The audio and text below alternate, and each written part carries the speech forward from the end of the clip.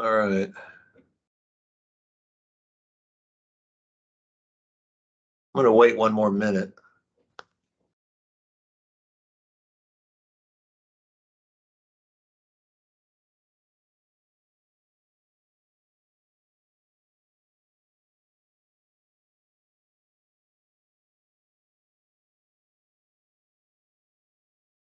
Does that still look okay to everybody?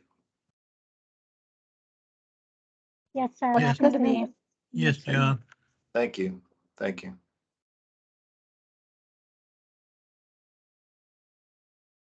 Yeah, we're seeing the presenter's view.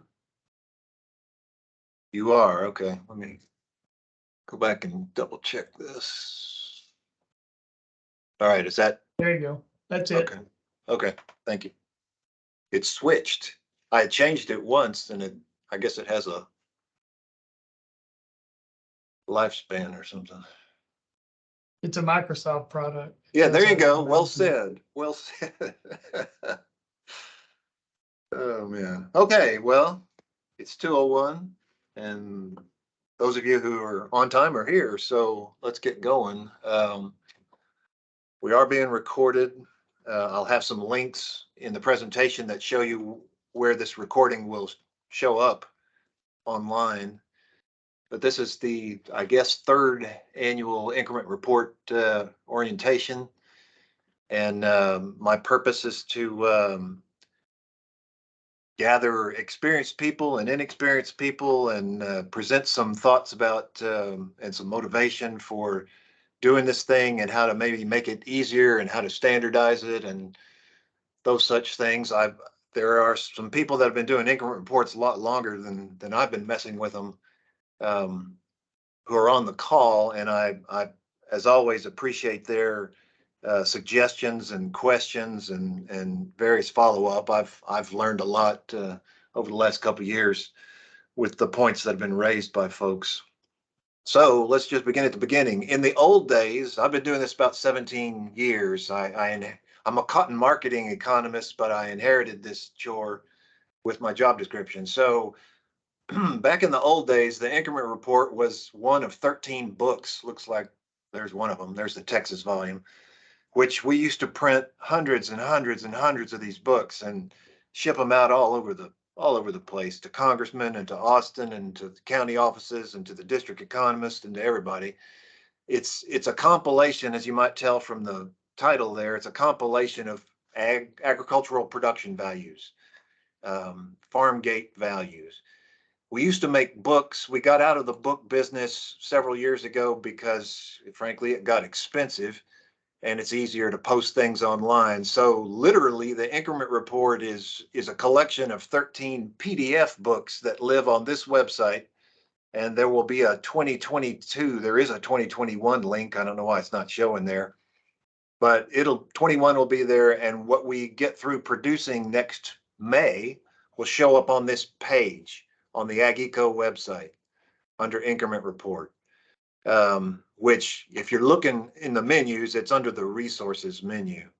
But anyway, it's a compilation by county of agricultural and related farm gate values in the calendar year. Okay, so that's essentially the definition I just gave you there. So what we're doing is looking back at the year that was 2022 and trying to get an estimate of the value of everything that was produced. And I emphasize that to make a few things clearer later in the presentation. We're wanting to know the value of things that were produced in 2022. That's easy when we're talking about crops. It's easy when we're talking about baby animals, calves and foals and things like that. It's harder when we're talking about putting weight on a stalker, but we'll get to that. Okay, so I just said all that. So a little bit of motivation. The bosses use this, administrators from the director to Dr. Hale, to your district extension administrators, to the RPLs. People use it. They use it for different reasons. They use it for interpretive events with clientele. They use it with politicians. They use it with planning and needs assessment. They use it for their own evaluation. So anyhow, they they want to see it. We use it also to make, in AgEco, we create economic impact studies of various sorts. We make them for regions, we make them for counties, we make them for crops, and we use these data to do it. So it's important for that. I'm here to tell you, it gets used in Washington. The governor's office calls up from time to time. The comptroller calls up every year. County and local people call up asking for it. Other people that I wish wouldn't call up asking for it, like trial lawyers and other folks. They're the only data around, especially for county level and minor crops. It's the only data around. Now, back in the good old days, USDA National Ag Statistics Service would collect county data and publish it, and they'd collect minor use data. They've been cutting way, way back. And I'm here to tell you, they come to us for increment report data to get the county level and minor crop data that they have. They come to us every May. I'm going to get an email in May saying, please send us your preliminary numbers. And I say, hey, we're still refining them, and we don't care. We need them now. And so we send it, and we use it as a researcher. We use these data for various things. Like I say, those kind of economic impact bulletins and books and things that we generate out of AgEco. We use increment report data for that. I've been involved in a couple of Section 18 emergency label applications for a minor crop. There's no data. You have to have economic justification, and there's no data anywhere except ours. So they've gone into that sort of need. We've had commodity groups that want the economic impact of this industry or that industry. We've done, unfortunately, drought studies and flood studies and hurricane damage studies. We use increment report data as needed for that. So anyway, it's used a lot. So, my sermon is, we have to do it. You have to do it. I have to do it. I don't really have a choice in the matter. But if we're going to do it, let's just make it something that's useful to you, useful for you to share with your clientele, useful for interpretive events, useful for, the process that you have to go through to collect all the data to fill one of these out. It should make you the point man, the expert of what's going on, the pulse of agriculture in your county. So let the process be that for you, is what I'm going to say. Let it be good for you. And obviously, if you're new, this is a good way to be forced into an orientation to agriculture in your county. So that's the bottom line. Here's just a quick reminder of the process, which keeps evolving. We send out, I keep referring to the good old days. In the good old days, we would mail 254 packets of information, which contained an increment report form. It contained paper worksheets. It contained prices printed out from USDA and a couple of cover letters. And we'd mail that out about this time of the year after Halloween. Well, again, expenses being what they are, we're out of the book business and we're getting out of the mailing business. So we emailed them. This is the first year that we emailed all that stuff. We hope we got it to everybody. We emailed the county offices and we emailed the county extension agents when there was one. And if there wasn't one, then we emailed somebody else in the county. So hopefully we covered our bases. But obviously, if this is news to you and you didn't get that email, or regardless, if you can't find that email, you call me. I'm going to give you my contact info 5 times. Call me or email me. We'll get it to you. It goes out about now.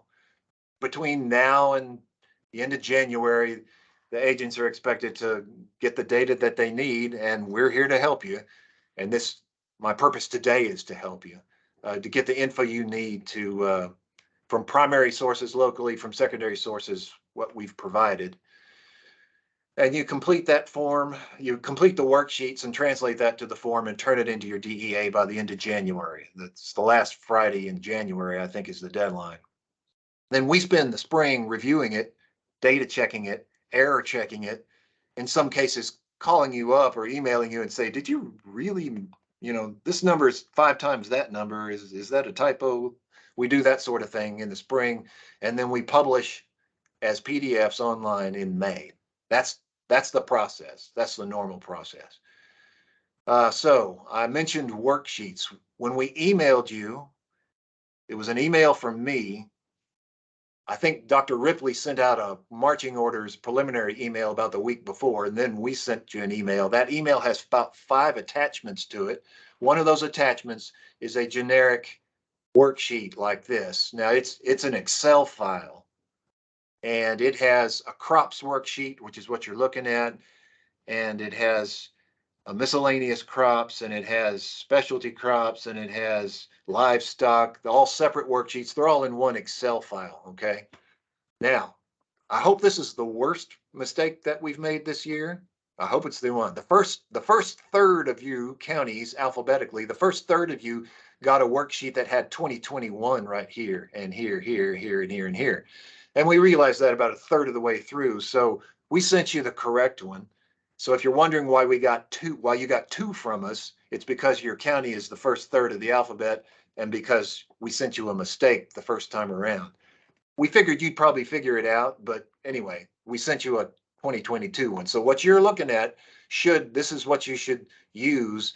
And this is what we're interested in is the 2022 stuff. Now, let me give you some good news. Back in the bad old days, the increment report process involved this, coming up with estimates for the year that was past, and this, projecting forward for the year that's coming.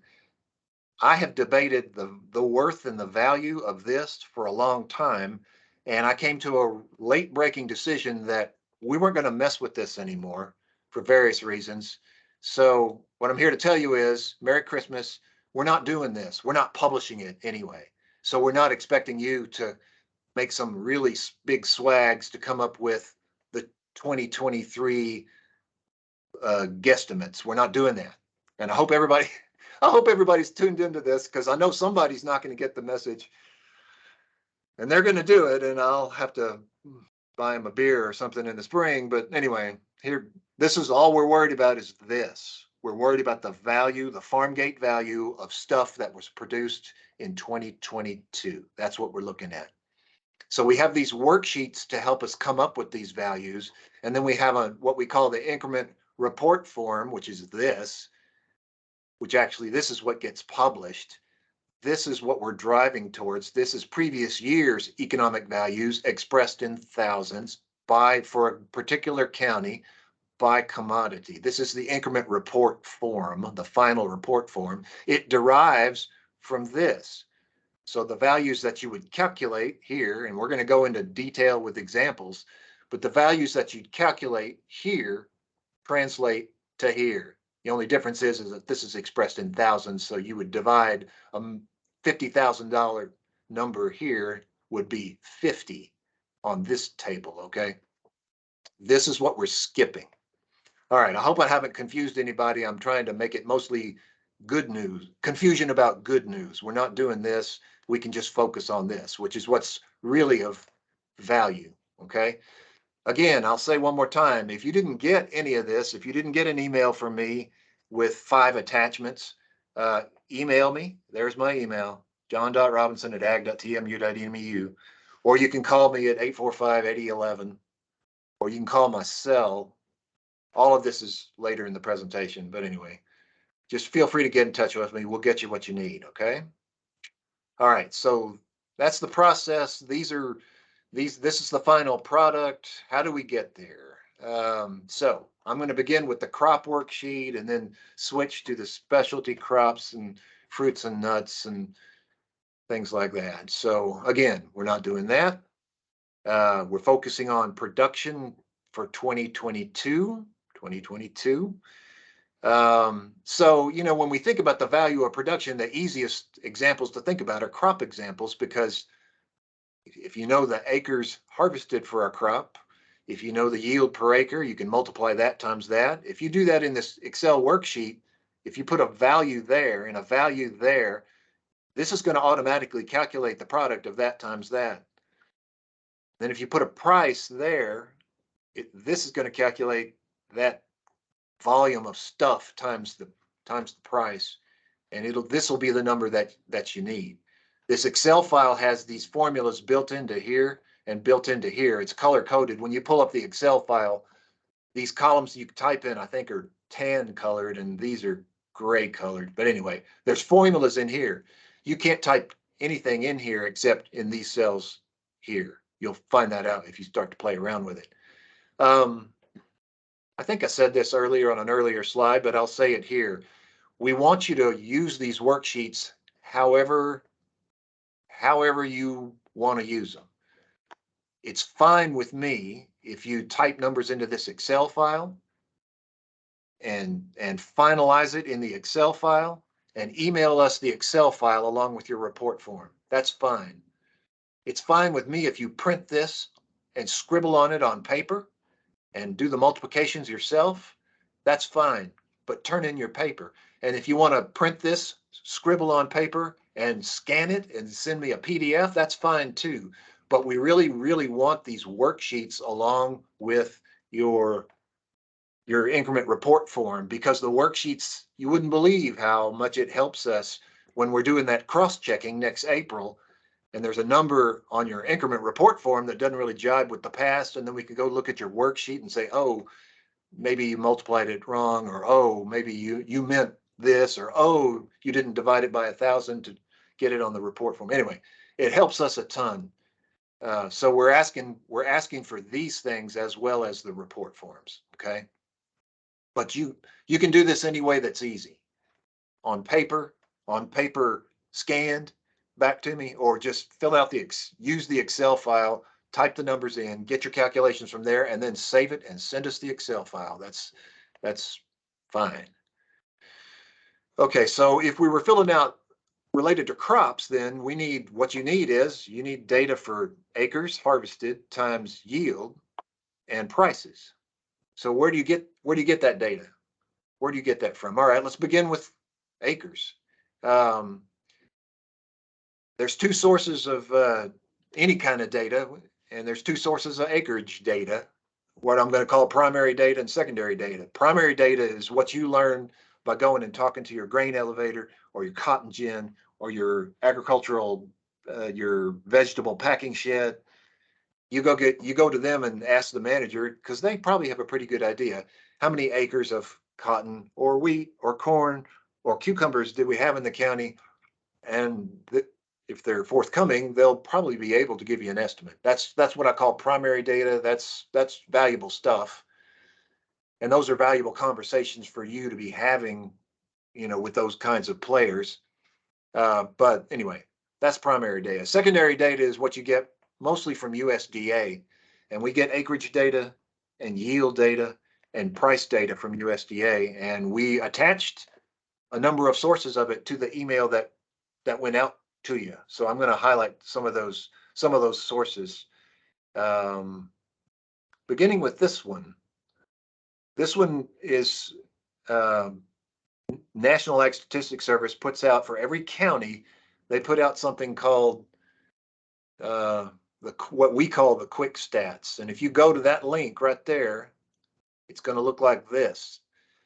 And you can go to your county has a page like this, and you can click on this, what says quick stats by crop. And if you do that, it'll give you like the last 2 years of production of these crops and the yield per acre and I believe the price.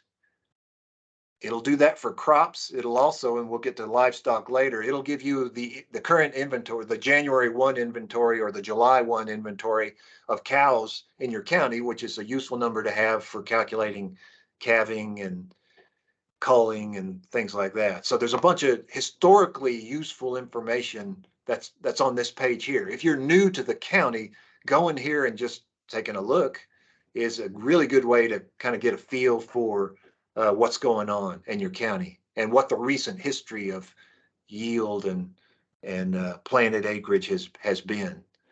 So that's this one for a kind of just a quick brief back, 2 years back kind of snapshot of what's been going on. There's another source of harvested acres that I'm calling FSA certified acreage. That's a nice long government word. FSA certified acreage is useful. It's not perfect, but it's useful because it gives you more or less a real-time snapshot although it's an underestimate. It's a real-time snapshot of the acreage of what was planted in 2022. FSA is the Farm Services Agency. You may have an FSA, a local FSA office in your county, and if not, it'll be in a nearby county. But what this data is farmers, they don't have to, but they some of them do, go down to the FSA office every summer, and they basically tell them what they planted, and they tell them what's going to be harvested probably and what's failed. And FSA publishes all that, and they break it down by the use, by the whether it was grazed out, if it was a small grain, or it was harvested for grain, or if it failed, or what have you. They break out the planted acres by category, by designation, which can be useful for various things. Now, if you click on this, I'm going to take you through a series of links as if you were clicking on it. I'm doing that for posterity for the recording so that people can actually go there if they want to. If you click on this right here, it's going to take you to this page right here. And you can see this link. FSA put out a certified acres report in August. They updated it in September. They did another one in October and another one in November. And that's typical. They put out 3 or 4 every fall. They'll probably put one out in December, January.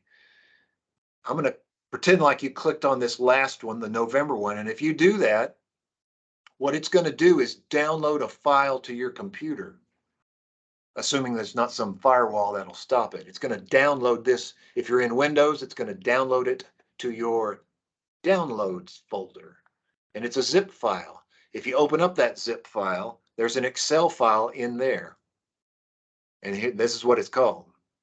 And if you click on that Excel file and open it, what you're seeing here will open up. This is the first tab of a multi-tab Excel file. Now, you're not interested in this. What you want to go to is the 5th tab. 1, 2, 3, 4, 5. You want to go to this one that says county data. And if you click on that, this is what pops up. This is a huge sheet of data for every county in the United States. So it starts with Watauga County, Alabama. So you got to scroll all the way down to Texas, and then you got to scroll all the way down to your county. But once you get there, there'll be a rather detailed breakout of crops and more detailed information describing descriptors of those crops and the usage of those crop plantings and whether it failed and whether it was irrigated or dry land and a whole bunch of stuff. I mean, more detailed. You'd have to be an egghead attic economist to get excited by this, but this is a lot of data. What you want is the harvest, some guesstimate of the harvested acres. You want this to be a guide to do harvested acres by crop in your county. So you can scroll down and you can see what they have. I'm going to make a point though that while this is good because it's detailed, it is an underestimate because not every farmer goes down to the FSA office to certify their stuff. They tend to do it during bad years like this one because they do it when they think there might be a disaster program coming, or they do it when they want to get a rebate from the seed company from whom they bought really fancy crop seed. Well, if they bought cheap seed, they're not going to take the trouble to go down and document that. So this is an underestimate of what's planted. It's also an underestimate of what's failed. So just take that under advisement. You may need to just know that it's not, the number is probably high. The true number is probably higher, but it gives you something to work off of. So anyway, that's a little bit of guidance about coming up with this. All right, those are numbers that, again, that you type into this worksheet. The next thing that you type into this worksheet is the yield per acre. That's what's going to, the combination of which is what's going to give you the total volume produced by crop. All right, where do we get stuff about yields? Well, let's take a look. Again, primary data is probably, I would say, pretty dang useful. Primary data for if you have a crops committee, you know, they're knowledgeable, experienced farmers, they could probably give you an idea. Well, this was 2022 was a tough year. I bet the yields were average yield, typical yield in the county was thus and such. They can tell you. If you have an agronomy specialist at the district office, they can probably give you an idea. If you're doing race trials or other variety trials in your county, there's a source of yield data right there. That 2-year history of quick stats for your county is going to at least tell you what's happened in the previous 2 years. And if that's kind of similar to 2022, then that might be the source of a yield estimate. Now, last year, one of you on this training said, well, what about, John, in my county, I've got, 20,000 acres of dryland cotton, which yields about 300 pounds per acre, and 30,000 acres of irrigated cotton, which yields about 1,200 pounds per acre. And you've only got one line on that worksheet for cotton. How do you handle that? Well, there's two ways I'd handle that. If you were printing on paper and scribbling on paper, I'd probably scratch out peanuts and put dryland cotton there. And then in the cotton line, I'd put irrigated cotton there, and I'd just pencil it out for each one separately. That's how I'd do it if I was scribbling on paper. But if I was using the Excel worksheet, there's only one line for cotton. So what you have to do is come up with a weighted average yield is what you have to come up with. Weighted average between irrigated dryland, and then apply that to the total irrigated plus dryland, the total harvested acres, and that would give you the production, and then you could put a price on top of that.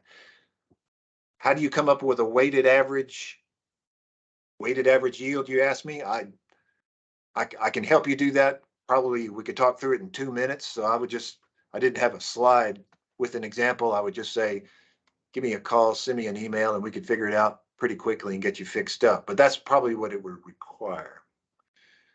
Here's again the quick stats source for recent yield history for your county for crops. So that goes in there. If you put harvested acres numbers in there and yield per acre numbers in there, this is going to automatically calculate the product of those two, and it'll be the total volume in whatever units you're talking about. Now, I'm going to emphasize this. Keep the units straight, particularly if you're just typing numbers into here. You can't record what the unit is. So I would suggest to you that you follow our suggestions. If we're doing corn, do your yield will be bushels per acre. That means that this is a whole bunch of bushels. Bushels per acre times 10,000 acres is going to be a whole bunch of bushels. And then make sure your price is in bushels and you'll be okay. Okay. But anyway, this times this is going to automatically get calculated there. What do we do about prices? Once you have that total volume of crops produced, then you multiply it times the price and you get the total value. But where do we get price info from? Well, same sources. You can get local sources. You can get the GINs facilitate a lot of merchant contracts. So the GINs kind of know what typical price would be. The GINs would probably know what the typical, what do I want to call it? The typical loan value kind of price would be. So the GINs would be a good source for cotton. The elevators probably be a good source for grains. And if there's local buyers, particularly that are located, you could ask them. Again, same thing for packing sheds, or if we're talking livestock, feedlots, other slaughter plants, things like that. Ag lenders have a pretty good idea what prices are because they projected them at the beginning of the year, and then they have to live with them at the end of the year. And so if you golf with an ag lender, that might be a good source of price data and yield data. Same for commodity groups. I would refer you to the district specialists, campus specialists. If we're talking prices, you could here on campus, myself for cotton, Mark Welch for grains, David Anderson for livestock. It's more or less our job to keep up with prices, project prices, tell you what the average price was looking back at 2022, and we're happy to do. Actually, we already did that. One of the email attachments is our guesstimates. So anyway, different sources for that, and the same sources of USDA data for prices you can get. This is the quick stats one. Now I take that back. This is the one that we printed and attached to the email. It looks like this. Right there is the report that we translated it into an Excel file, but one of the attachments is basically the data from this report right there. But just so you know where the data comes from. And the Agricultural Marketing Service of USDA prints crop price information, and here's the website that you could get it from for all these crops here. So a number of different secondary price sources. If you're confused about all these different data sources I'm throwing at you, again, call me up, send me an email. I'll point you right to the one I think is best one for you for whatever crop you're talking about. Okay. All right. So that's price stuff. So you plug stuff in here again. Now you can't put bushels or bales or anything in here. You can just only type in numbers, but so you got to keep it straight in your head. But here's an example. We're talking wheat. So this is 10,000 harvested acres. Hey, I got bushels right there. That would create an error. You can only put the number 20 in there. So put in a 20, meaning 20 bushels per acre, and that will automatically calculate to that. That won't say bushels. It'll just be 200,000. And there's a price which it could only be 1050. I'm glad I made this mistake because I'm saving you the error. You try to type bushels in there, it won't take it. It only wants numbers, but it'll calculate to that number right there. This is automatically calculated. That's automatically calculated. Okay. All right. So again, what we've looked at so far, what we're aiming towards is the value of stuff produced in 2022. And the easiest examples are the crops examples. So you got to come up with harvested acres times yield per acre and apply a price to that. You stick all that in that worksheet. It'll calculate volume produced and it'll calculate the value, the total value of that crop. Okay. And here's my plea with you again. Use the Excel file, put the data in there, keep track of your units, use the Excel file, save it, and turn it in. You might want to change the name, put your county name on that because I'm going to get 150 of those back. So, but put the county name in there in that Excel file to make it unique and send it to us so that we can error check with it.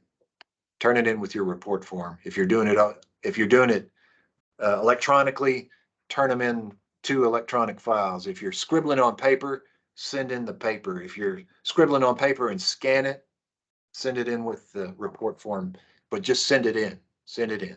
Let us see those worksheets. All right, now I'm going to talk a little bit about the actual categories of crops real briefly. So we break things out by our tradition of classifying stuff. So we've got food crops, everything you could think of, and I left off white corn, the thing you make tortillas and tostada chips out of. White corn is going to fit up in here. White corn. Feed crops would be feed grains plus hay.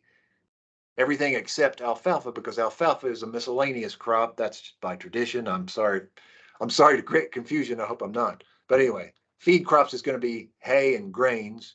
Food crops is going to be grains, including, like I say, white corn is going to go up there. Oil seeds and cotton are as described there. So there's just some of those clarifications about what goes where.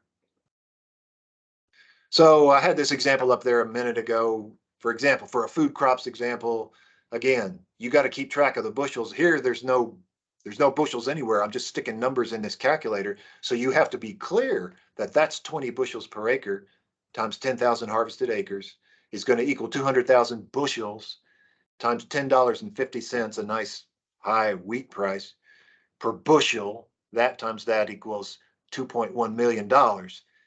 And I'll remind you that an absolute number here is expressed on the report form in thousands. So $2.1 million is written here as 2,100 because it's in thousands already, okay? $2.1 million is 2,100 on this report form, all right? I'll get about a dozen, probably more, translation errors where, I look at what they calculated, if they show me what they calculated, and I look at what's reported here and it's off by 1,000. Well, we know what happened. I'm not throwing stones. That's why I like to have the report form to know exactly what you meant. All right, so that was the wheat example. Here, all right, feed crops, again, we're talking hay, except alfalfa. We're talking silage, and we're talking feed grains, corn, feed corn, yellow corn, sorghum. Okay, so here's an example, and this is an error example I included every year just to show you how easy it is. I'll tell you, we probably get 20 of these every year. They always happen with grains. They always happen with screwing up between bushels and hundredweight. So this is an example of that. Let's say you got 10,000, you found out from your FSA certified acres report that there was 10,000 acres of corn that you think was harvested. And you asked a farmer and he told you that his yield was 200 weights per acre. That's 200 pounds per acre, but he expressed it in hundredweights. So you stuck a 2 in there. Okay. 200 weight per acre. This is just going to take what you entered and multiply. So this is 20,000 what? 20,000 hundredweights per acre. Let's say you go over to the Ag Eco cheat sheet, which was one of your attachments to your email, and it says that the price of corn is $8 per bushel, and you didn't really keep track of that bushel part of it, so you just put the $8 in there. Well, obviously, that's what comes up is a miscalculation because these units are different from those units. They need to be the same. We suggest you express them in bushels. So here's how you really calculate that. What you want to do first is convert this to bushels, and this is how you would do it. You got 10,000 acres times 200 weights. All right, that's really 10,000 acres times 200 pounds. To convert 200 pounds per acre to bushels, you're going to use that calculation right there, that conversion factor. There's 56 pounds of corn in a bushel. So if you have 200 pounds per acre, you divide that by 56 and you come up with 3.5714 bushels. Seems awfully low. But no, I think it should be 35. Oh man, I hate doing math in public. I think if that's bushels, that's too low. Anyway, there may be a math error here. I'm sorry, but if it's the only error I've got in this presentation, I'll take it. But you do want to convert it. You want to convert it to bushels. I'm not going to take the time to figure that out. I'll go back. So how would you treat if this number is correct here? If it's 285,000, again, that seems low. So that was probably supposed to be 35. I'm going to guess that was 35 bushels. So I was off by something there. 35 bushels times 8, and that's going to be a 2.8 million. I bet. And it would translate in thousands over to here. All right. Let me get, there's not a whole lot of, if you're growing sesame or sunflowers or things like that, those are typically often grown under contract. Some years those contracts are there, sometimes they're not. So there may be kind of swings whether you have those crops in your county. You just ask a grower if there were, or if you know the number of one of the processors, those are the people that put out the contracts. See if you can get in touch with them and find out how many acres you had in your county, what the yield was. Cotton is a little bit unique in that there's two products when you grow cotton. So I'm assuming we got 10,000 acres for this example. There's two products, obviously, lint and seed. So what goes here would be the yield in terms of pounds of lint per acre. And so this is an 800 pound per acre lint yield. That's ginned lint yield. Well, if you put in 800 right here, there's a formula in this thing that's going to reach down and use this factor to calculate 800 pounds. It translates to 0.58 tons of cotton seed. Okay, so this is lint per acre. This is pounds of lint per acre, tons of cotton seed per acre. And then these formulas are going to they're going to multiply that times 10,000 acres, and they're going to multiply that times 10,000 acres. So the volume of what's produced is 8 million pounds of lint and 5.8 tons of seed. It's automatically calculated for you. All you got to do is put a yield of lint.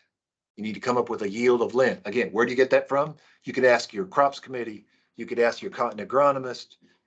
You could look at recent history from the quick stats for your county.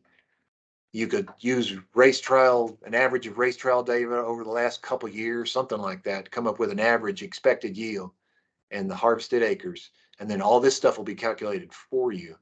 Then you just got to apply a price. And this is right off the Ag Eco. I keep referring to the Ag Eco cheat sheet. That was one of the attachments in the email that we sent to you. It has some livestock and crop prices that we thought were reasonable average for the state for the whole 2022. So here's the cotton price is 85 cents a pound.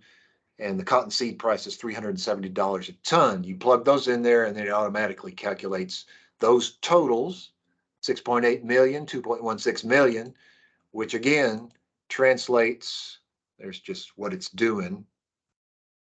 And you arrive at these numbers and it translates to the increment report form. That's 6.8 million on the previous sheet, 2.16 million on the previous sheet. It's divided by 1,000 because it's already expressed in thousands, okay? All right, that's cotton. All right, so all of that was what you see under the crops worksheet. The next worksheet is the vegetable and nursery. So we've got major vegetables broken out, and we've got other vegetables to capture the plethora of other stuff. And I'll remind her that sweet corn is a vegetable in our way of thinking. So here's what the sheet looks like. It says, that says white corn. That is wrong. That shouldn't even be on here because white corn is a food crop. We want sweet corn on here. Again, we're not worrying about 2023. I've got this little warning here to mention about be careful with units because some vegetable crops, their yield and their prices are expressed in 100 weights per acre in yield and dollars per hundredweight. Some of them are expressed in pounds. Some of them are expressed in really weird cartons or bushel baskets that you've never heard of, but that are unique to the vegetable industry. So just be very careful that the prices you use match up with the yield per acre that you're using, okay? Because there's some funky units for vegetables. And there's some funky units for citrus. I'll say that. So there's a fruit miscellaneous crop worksheet has all these things on it. Fruits and nuts are there. Alfalfa doesn't go in the hay back on the crops worksheet. It goes here and various other strange crops. Sugarcane's here. Not that it's a strange crop, but there's just not that much of it. So this is what the fruit and the miscellaneous worksheet looks like. Again, the warning is to be careful with units. Now, when you get down to stuff like nursery stuff, if you're talking pots of potted plants, bushes, trees in a pot, things that people buy and take home to their property, the concept of acres harvested times yield per acre times a price per bushel doesn't really apply. Didn't really make sense. And it'd be hard to get things broken out by container size because you'd have a whole bunch of different things. What you're probably going to get from these people, if they're forthcoming, is they'll just tell you, my gross sales this year was $6 million. You'll get some aggregate gross sales value, which you would just type into here. And actually, if you had to type it into here, you can't type on there. So you'd have to probably put a 1 here and type in the gross value there. And that's what would calculate right there. But anyway, you got to fit those things into the worksheet. But just know that that's probably just going to be aggregate dollar values when you're talking about this kind of stuff. Okay. All right, that brings us to livestock. There's certain things about livestock are pretty easy. Certain things are the source of a lot of errors. And I'm not throwing stones at anybody because I'm the most ignorant livestock person there is. We have made a few improvements. This little livestock value added calculator we added to the livestock worksheet. When you open up the worksheets as an Excel file, here's the livestock worksheet where it always was. And just below it, right down here, we've created this little calculator, which will hopefully provide guidance for how to calculate the stocker weight gain and the fed beef weight gain, because those two are the sources of a lot of errors. But I'll come back to that. Let me just say a few words about livestock as an industry in general. When you got a big population of breeding animals in a region, that's not like a crop. You plant crops, you harvest them, they come, they go. You got an inventory of cows in a county. Well, it's a little fixed. There's a stickiness to it. It's there for a long time. Yeah, the inventory grows, the inventory shrinks, but if you've got cattle like that, or if you've got poultry houses, that implies a certain kind of ongoing population of that kind of livestock. So the question you might want to be asking your committee or the people in your county is, what are the trends? What's the size of the cattle herd in the county? Is it growing? Are we losing cattle because we're losing pasture? Are people having chicken houses? Is that expanding? Is it shrinking? Are the integrators coming in or going out? Are there young cohorts of livestock that are growing out? Has there been destocking? I think the answer is probably yes. Destocking due to drought. That sort of thing will give you an idea about the trends in livestock. It's a little bit of a different, pardon the pun, it's a different animal than crops. Okay. Now, I'll get to that issue in a minute.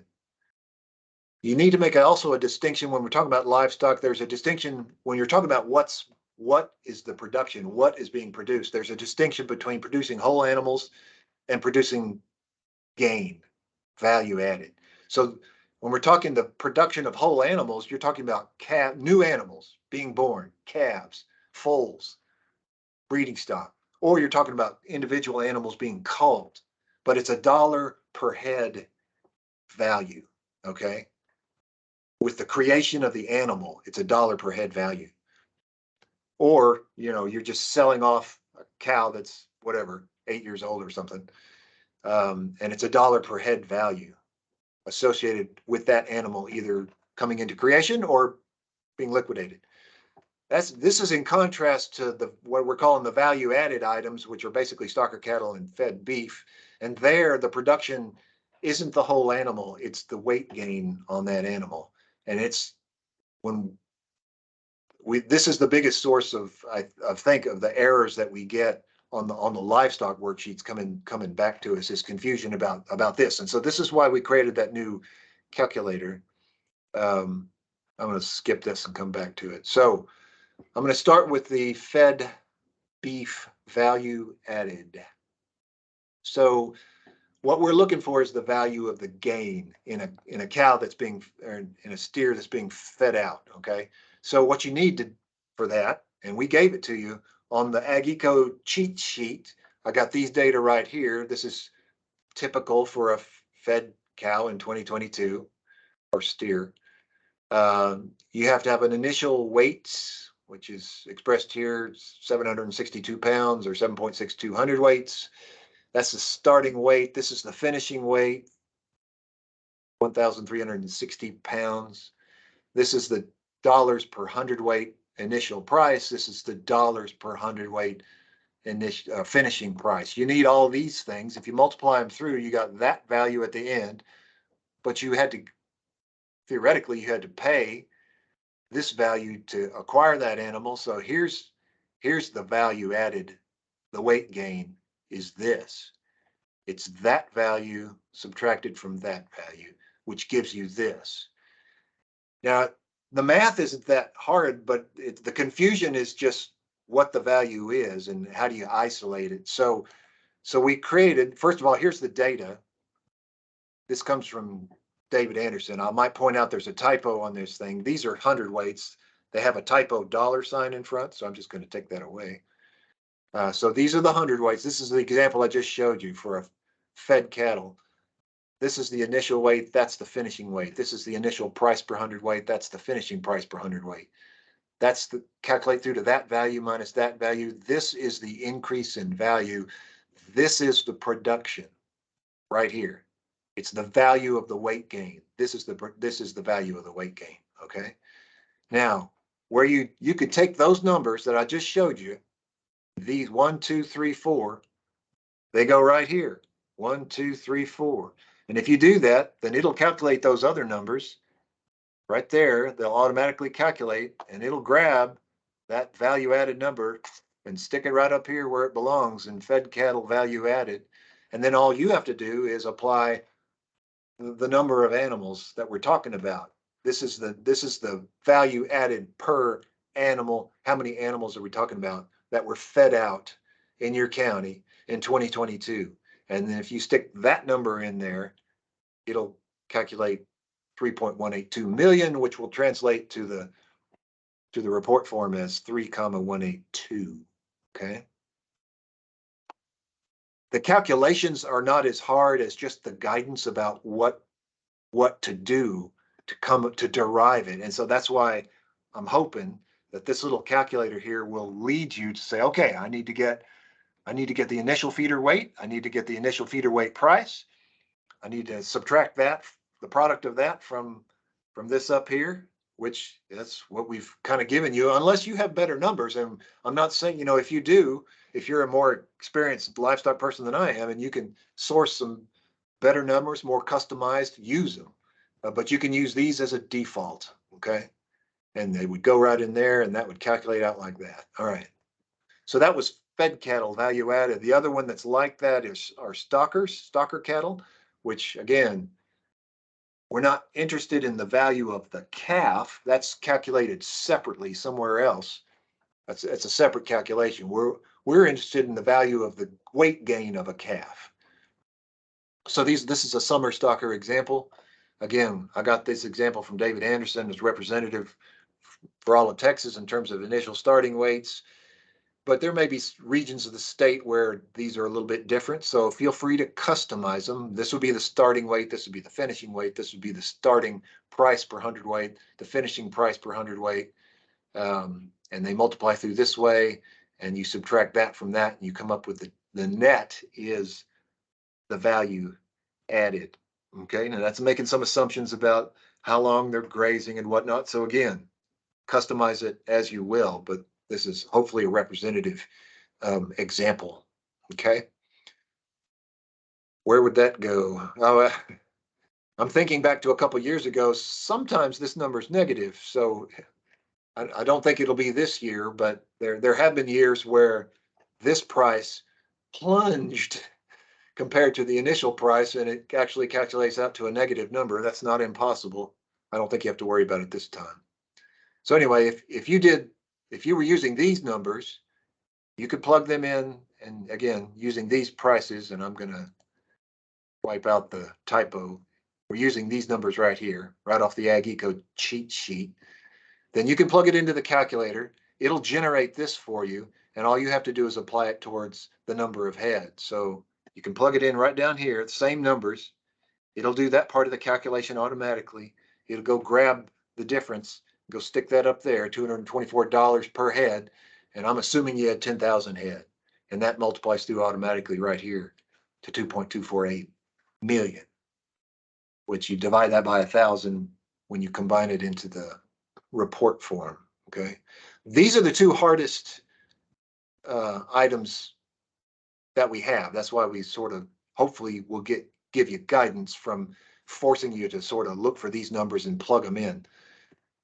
But some of the biggest errors happen, particularly with fed cattle. We'll get a number like, what is the value of, let's just say a fed steer is, big heavy steer is $1,000 per head. We'll get, a volume number times not the net difference, but we'll get a volume number times the total value of that animal, and that'll get recorded here. I see that, we'll see that a dozen times probably. And when I see it, I look and I think, if I don't have his calculations, in this case, if there was nothing down here or nothing scribbled down, I'm going to wonder that he was just using a total market price for the animal times the number of animals. Well, that's not the value added for fed beef. That's basically the value of the whole inventory of cattle in that county. And it overestimates it. And I get that. I get what I think is that every year, and we have to double check it. Sometimes we make assumptions. Sometimes we call up the agent and say, is this what you intended to do? The other thing where that shows up a lot is under the miscellaneous category. That's where horses show up. They don't show up here under livestock. Under miscellaneous, we have horses, and people will say something similar. They'll say, we've got 1,000 horses times $900 per horse equals some big number. And I would literally read that as you're telling me you had 1,000 foals that were born and sold for $900, because that's what we're trying to get at. And I think what they meant was there's 1,000 horses in this county and they're worth $900 a head if they were to sell. So we want to be very, very clear that the production here is the weight gain, and to get that you have to do this little before and after calculation. Okay. Okay, a little thought about where to get volumes. Again, feedlots, slaughterhouses, from a knowledgeable livestock committee, your producers, from animal science specialists, and from David Anderson in the office next to me. And you can also extrapolate from you have an estimate of the inventory of all cattle and of cows in your county, and you can use that for some of these calculations too, which I'm going to show you in a minute. Now, I'm going to go through the next couple slides briefly just for the sake of recording them. If you're in a part of the state, and I'm thinking the rolling plains, where there is typically wheat for grazing stockers in the wintertime, then the wintertime and the springtime, then there's a way that you can back into the number of, unlike a year like this year. In a normal year, there's a way that you can back into the number of stocker cattle based on simply the number of acres that the FSA certified acres classifies as GS and GZ, which means grazed, and then you pull the cattle off and grow them for grain, or completely grazed out. The stockers are going to be on this type of pasture when it exists. It may not have existed this year. So if you can get these data, and I'm not going to go through this, but it's for the sake of somebody going back through the recording and freezing this frame and going through it, you can basically use the data and use a stocking rate, 3 acres per calf in this instance, 1.2 acres per calf in this instance, and take the stocking rate, divide the acres by the stocking rate, you'll come up with a number of calves, an estimate. And that's one way to back into the number of stockers if you didn't have any other source of data to get that. So again, that's in the grazing intense, stocker intense regions of the state. Again, I'm thinking the rolling plains. Okay, that's it for the value added ones. The whole animal sources, you need some sort of estimate of the number of calves that were produced and sold, and you need a price per head. These are dollar per head sorts of sales. So we're really thinking cow-calf production and other types of cattle and culls. Okay. So you can get prices for calves, prices for heifers, prices for culls from the Ag Eco cheat sheet. Where do you get numbers of calves that were produced in your county or numbers of culls that were produced in your county? Again, you can get them from knowledgeable people, producers, your livestock committee, animal science specialists, expert opinion. Another way you could get them is by using the cow inventory data that's provided from this link that I've clicked on several times now, the Quick Stats link, which gives county specific info both on crops and on the cattle, number of cattle in your county as estimated on January the 1st and on July the 1st. You can get, if you know that cow inventory, you can do a couple of things. And I'm going to run through a quick example. I don't want to be tedious about it, but I'm going to run through a quick example of how you can estimate the number of calves, steers, and heifers, just knowing that cow inventory number. So here's how you do it. First of all, here's the cheat sheet. I'm getting prices, average price for a calf in 2022 of that weight and of a heifer of that weight. You can adjust that as you need to. So there's where I'm getting the prices from.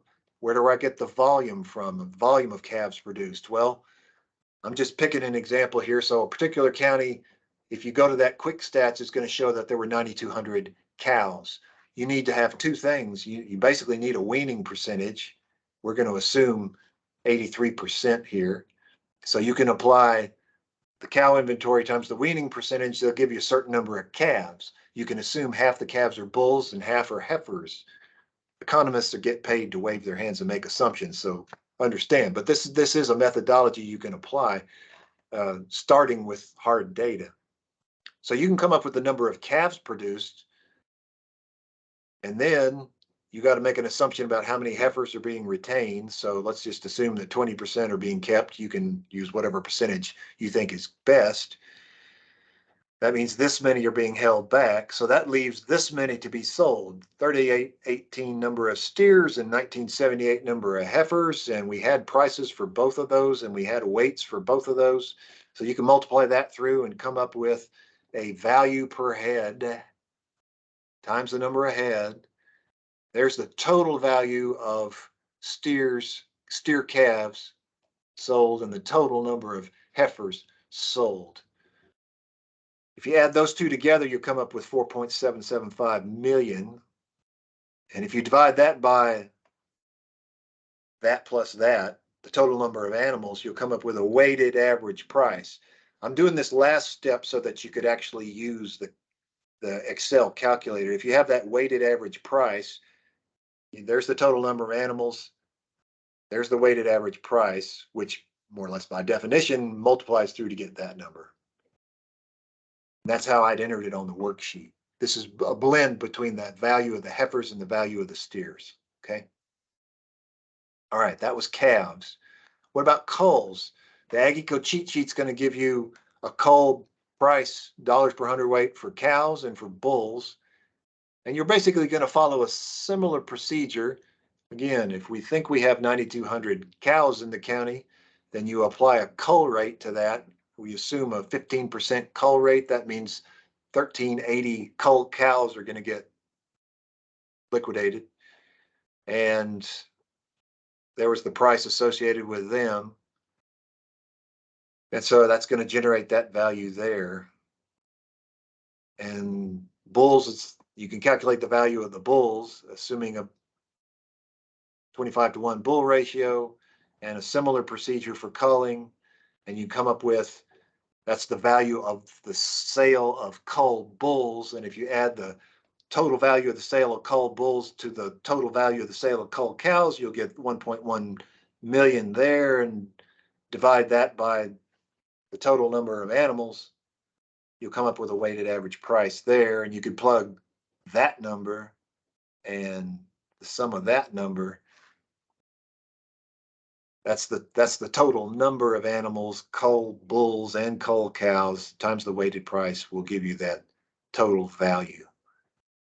So it's ways to, again, starting with relatively hard data, the cattle inventory data, you can come up with an estimate of what's being produced and sold in terms of calves, or what's just the value of what's being liquidated in terms of culls. Okay. Okay. Other livestock animals, again, we're looking at what's being produced. So, kids and lambs are like calf production. It's the value, the sales value of the new animal, the whole animal. Poultry, I'm less familiar with, but if you get values, you may only get dollar values. You're not going to get dollar per acre, dollar per chicken. You're probably going to get $10 million per house, or $50 million for all the houses of this integrator in your county. You may have to take a total value number and put it on the worksheet that way. I already mentioned something about horses. Again, we're interested in production, what was produced. So we're interested in new animals. If you're talking about horses, horses are kind of like used cars or guns or boats, other things that people buy and trade. We're not interested in the number of horses that were bought and traded. We're interested in the number of horses that were produced, that were born and sold. I understand that, for horse producing operations, they may retain half the horses, half the foals they produce. So there may be if you know how many horses are born, you may make an assumption about how many are sold, maybe half of them. But that's what's the value of production, is the ones that are born and sold as new animals. Okay. I will typically get, last year I got about 3 or 4 report forms that had, again, something that said, well, there's 1,000 horses at $800 a head. And that left me wondering, are we talking new animals? Or are we talking just horse trading? So make sure it's if you put it down, make sure it's new animals. All right. Other ag-related income, that's where actually horses is located, and hunting, and aquaculture, and timber. Let me say something about timber. Last year, I had a suggestion which I liked and I took. There is a section of timber right here, the lumber stumpage value. There's a wide range of numbers that gets reported under that, but we found out that for like 40 counties in East Texas where it matters, they being the Texas Forest Service, publishes information, specifically what I've got circled there. All that stuff right there, it seems to me, is exactly what we're trying to capture here. So last year, we went to this data source and we replaced whatever was there on the increment report forms, forgive me, but we replaced it with what Texas Forest Service said for the sum of these three numbers. And it's my proposition to do that again. And right now there aren't 2022 numbers up. And if they only do this like every other year, I'd be inclined to still follow this methodology because it's consistent.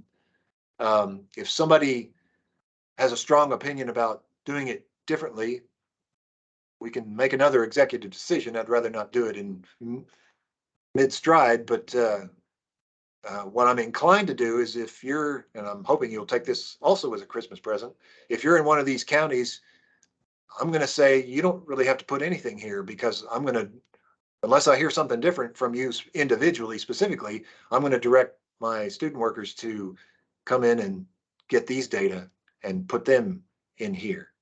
Okay. So I hope that's clear. I don't want to create confusion or contention or think like I've got it all figured out, but it just seemed like a nice, consistent approach to that particular value that would be consistent across counties and hopefully across years. So that's what we're planning on doing with the lumber. I don't want to say too much about hunting, except that just make the worksheet fit the hunting situations in your area. You know, you've got to kind of, some people just lease all the ranch land for all the hunting that's there. Some people lease, the last lease I was on had a special season for day hunters for axis deer, and we were the whitetail hunters during whitetail season. However you can make it fit, make it fit. If it's $10 per acre or if it's $1,500 per person or whatever, if it's broken out by animal or not, just capture all the hunting values you can, however it's organized in your county. And it's just some thoughts there. All right, so this is basically wrapping up to the end here. Just a couple of reminders. Remember, we're not doing 2023. Second, everything you have on the worksheet as an absolute number needs to be essentially divided by 1,000 because it's already reported on the increment report form in thousands. And closing sermon here. Okay, and this is where this recording will show up after I get my hands on it. It'll be here, and I'd refer you back to it. The 2021, for some reason, the link to the 2021s isn't on here, but I'll make sure it's on here. And then next May, the 2022 reports will be here, so you can come look at the historical reports for your county over time. All right, that's it. Here's my contact info. Oh, one last thing. There's my cell phone. There's my office phone. There's my email. A couple years ago, we had an email that we thought was a good idea. And then right in the middle of the year, it stopped working. And some of y'all emailed me and I never got the email and it probably ticked you off and I apologize. So don't use that email. Just contact me. Contact me. I'll be happy to. I can't promise perfection, but I will pledge good service. So you got questions at any point about anything, let me know. I'd rather answer them before April, because come about April, my students and I will be trying to sort through, did she mean to do this or, the increment report says this and the worksheet says that, I'd rather answer your questions before the fact. So don't worry about bothering me. Just give me a call, give me an email. We'll get it figured out. And with that, kick that off and open the floor for questions. And I have not been paying attention to the chat. Oh, that's a transcript. Far out. Huh. Okay. Questions from anybody?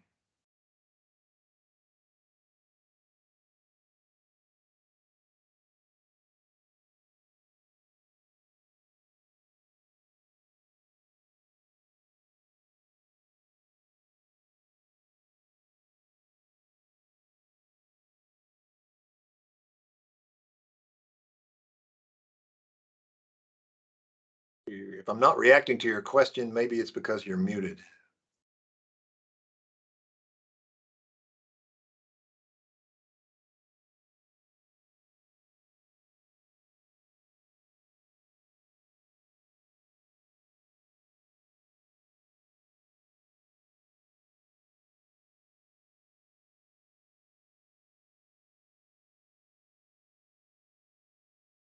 Well, if folks want to drop off, that's fine. I'll just linger.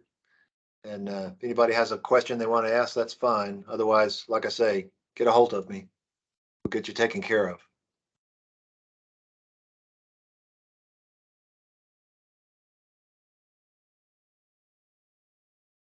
Marilyn, are you on the line? Yes, sir, I am. So where will it send the recording file? The recording should be in the chat once we end the call. Okay. And if it's not, I'll send it to you. Okay. Okay? Yeah, that gives me relief. I'm still, I got to tell everybody the specialists are still on a learning curve when it comes to Teams. That's darn But sure. once you start using it, it's really very, I think it's user friendly. I like using it. Okay. But that's what I Glad to- started using, so that may be why as well. Okay. Well, thank you for all the help in getting this set up. You are very welcome. John, can you hear me? Yes. This is Tony Reisinger. I've just got a comment. I didn't think people looked at the report, but years ago I got a call from one of the legislators in Texas, and he said, I didn't know we landed that many shrimp here in Texas. So it surprised me, and it's amazing. The report is, and it's tough to get the info for me, but I get it eventually. It's usually late, but thank you for doing it. Well, it's better late than never. And it's both gratifying and a little scary when a senator's office calls up and says, we want these, or we have these data, we're using them for thus and such. And you think, oh, good heavens, anyway, but thank you. Thank you. Great presentation. Thanks. Thanks.